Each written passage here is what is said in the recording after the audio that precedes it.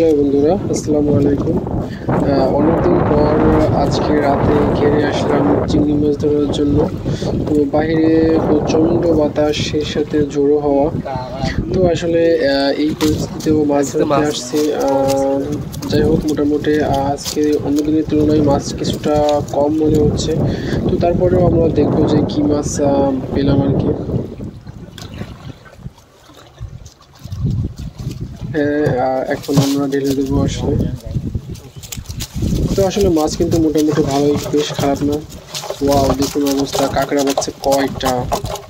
একটা, দুইটা, তিনটা, চারটা, চারটা কাঁকড়া পাচ্ছে। ওয়াও! তো আসলে এই কাঁকড়াগুলোর দাম কিন্তু বেশ ভালোই।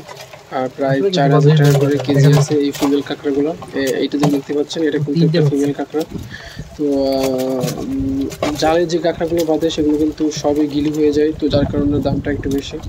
আর এটা হচ্ছে গলদা চিংড়ি, তো 100 গ্রাম হবে। তো এটার দাম কিন্তু বর্তমানে 1100-1200 টাকা করে কেজি আছে।